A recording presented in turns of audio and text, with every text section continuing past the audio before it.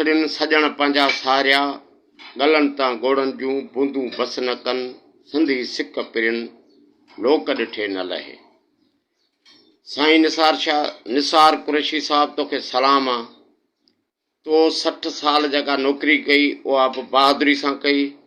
उहदनि ते रहे त बि बहादुरी सां रहे। ऐं उहो वाहिद माण्हू तूं आहीं जेके ऑफिसरनि खां टेबलुनि तां तो पंहिंजूं उनमें जीपी फंड हुजे, उनमें असांजी ग्रेजुएटी हुजे, उनमें जेके बि उस्तादनि जा मसाला तो पंहिंजी टेबलूं वॼाए ऐं ऑफिसरनि खां वरिता।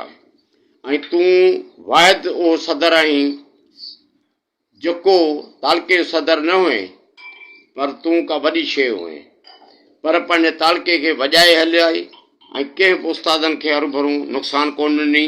पंहिंजे उस्तादनि जे लाइ तूं विढ़ंदे रहे ऐं जिदोजहदी माण्हू आहीं।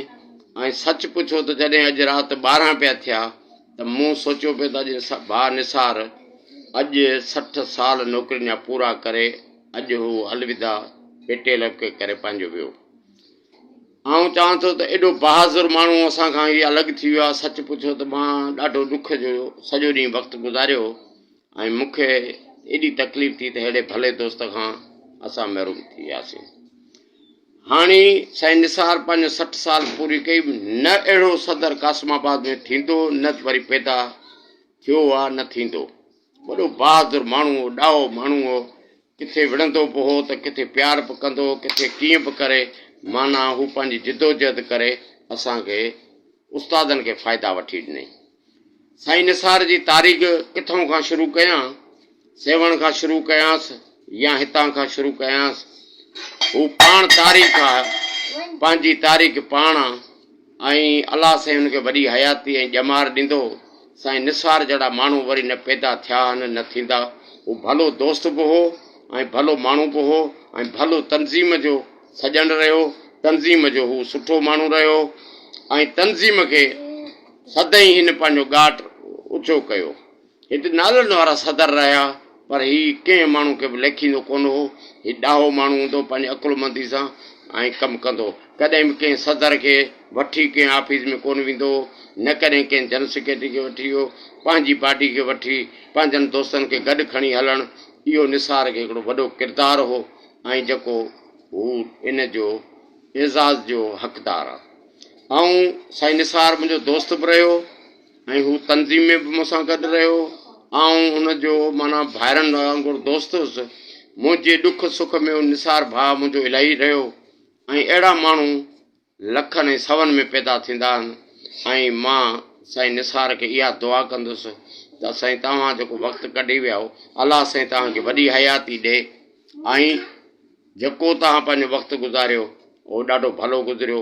तारीख़ तव्हां हिकिड़ी लिखाराए विया पेटेल में। अहिड़ो सदर मां जे थी वियो त मां इहो हक़ीक़त में सुवाल ई पैदा न आहे जेको निसार जी जॻह भरे।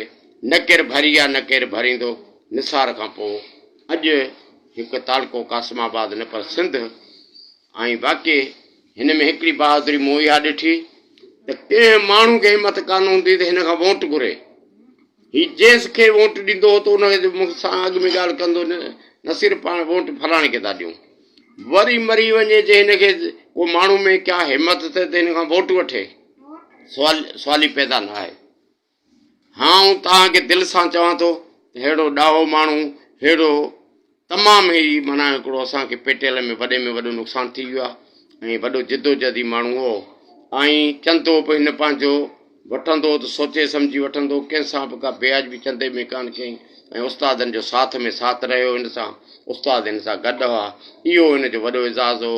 ऐं मां अॼु निसार भाउ खे पंहिंजे तरफ़ां दिल्ली मुबारक ॾियांसि थो त तोखे जसलणी कुरैशी साहिबु। हिकु कुरैशी बशीर ख़ान हो सिंध में, ॿियो कुरैशी आहे त उहो निसार कुरैशी आहे। ॿियो हाणे कुरैशी वरी को कासमाबाद में ॾुखियो पैदा थींदो। इहो भले दोस्त ज़ोर लाइ ॾिसनि।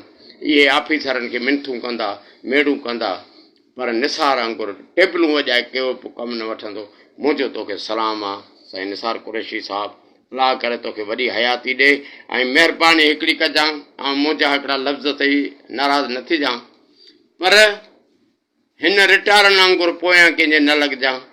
ईअं जे पोयां न लॻिजांइ, जे इज़त तुंहिंजी इन में रहंदी पंहिंजे घर वेझां। कंहिं बि दोस्त तोड़े अचे थो, का मदद वठे थो, पोइ सम्झी सघी त उनजी मदद कजांइ। जे न को उस्ताद लड़ी अचे कंहिं कमकार जे लाइ त भले उनजो कमु कजांइ, इहो तोते फर्ज़ु आहे। छो त अॼु तनज़ीम क़ासिमाबाद न पर हैदराबाद ज़िलो पूरो ईअं सम्झ त ख़ाली थी वियो आहे।